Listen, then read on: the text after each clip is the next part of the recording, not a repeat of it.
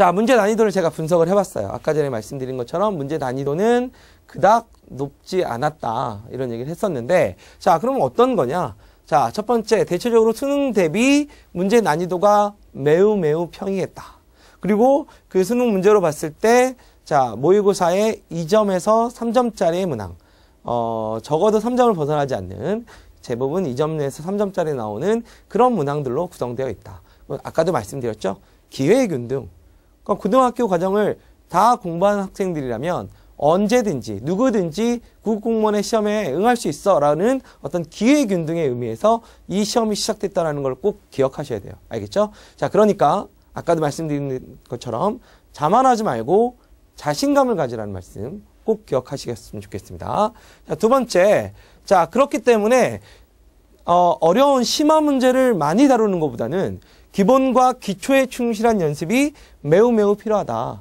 자, 여러분들이 잘 못하는 것 중에 하나지 않습니까? 자, 기본과 기초에 충실한 연습. 자, 매우 많은 연습들을 거쳐야 된다는 거예요.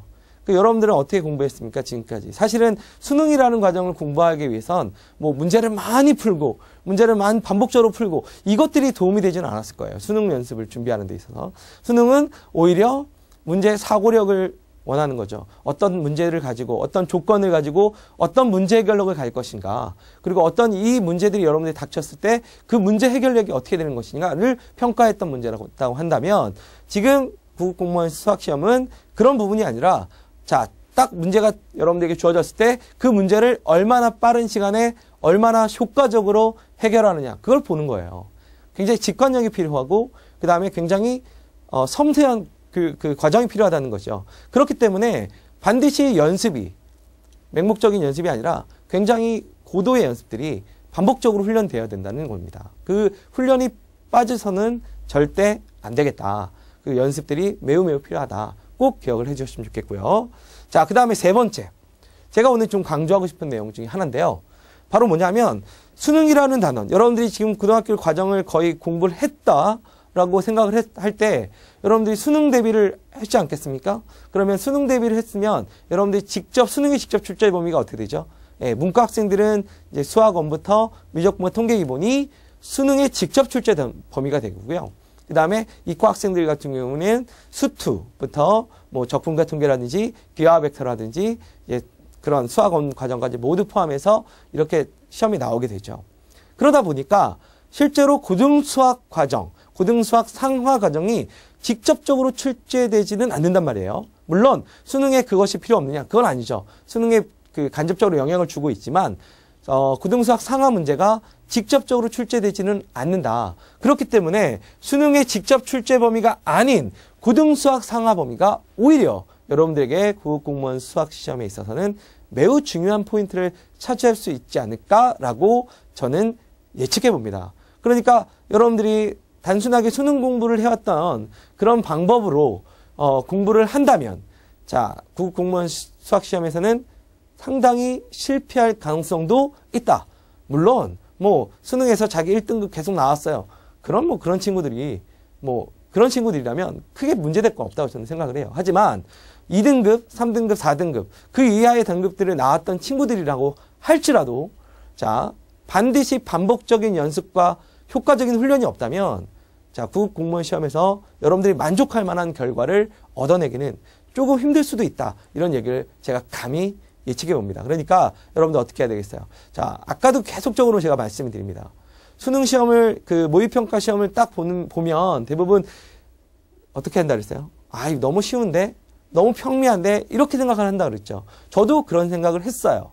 그렇지만 그런 문제가 여러분들에게 실제적으로 여러분들 고사장에서 나왔을 때, 여러분들에게 직접적으로 부딪혔을 때 여러분들이 얼마만큼 자유롭게, 얼마만큼 그 지정된 시간 안에 풀어낼 수 있느냐. 자, 그거는 사실 조금 생각해 봐야 할 문제가 아닐까 생각이 들어요. 그러니까 어떻게 해야 되겠습니까? 열심히 연습하셔야 된다는 거죠. 열심히 계산하고 한 번이라도 더 풀고 반복적으로 훈련해야 된다는 얘기입니다. 그러니까 그런 과정이 없는 사람과 그런 과정이 있고 그런 과정을 충실하게 준비한 학생은 분명히 수능 그 평가 시험장에, 그 고사장에서 큰 차이를 갖게 될 것이다. 저는 분명히 그것을 말씀드릴 수 있고, 그 다음에 그것이 곧 점수의 결과와 매우 밀접한 관계가 있을 것이다 라고 감히 말씀드릴 수 있을 것 같아요. 그러니까 여러분들 절대로 얕잡아 보지 마시고요. 하나라도 꼼꼼하게 내가 지금부터 이 선생님하고 같이 아주 꼼꼼하게 점검을 해보겠다. 그리고 쭉 한번 내가 훑어보겠다. 수학에 좀 자신 있는 친구들이라도 그렇게 해보셨으면 좋겠다고 제가 분명히 말씀을 드리겠습니다.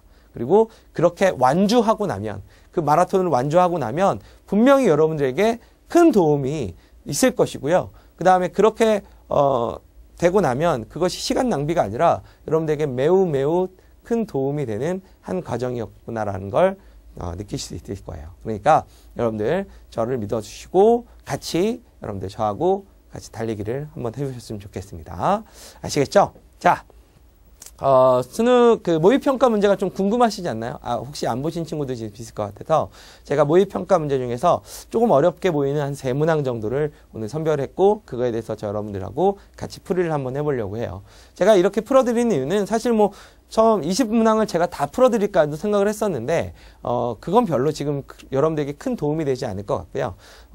이 선생님이 어떻게 강의를 하는구나, 그리고 어떻게 문제를 풀어가는 거고, 그리고 어떤 공부를 해야 되는 거구나 라고 하는 걸 좀 여러분들에게 보여드리는, 오늘은 제가 이제 여러분들에게 보여드리는 하나의 그냥 샘플인 거니까요. 여러분들의 그 3문제 정도를 여러분들하고 저 같이 좀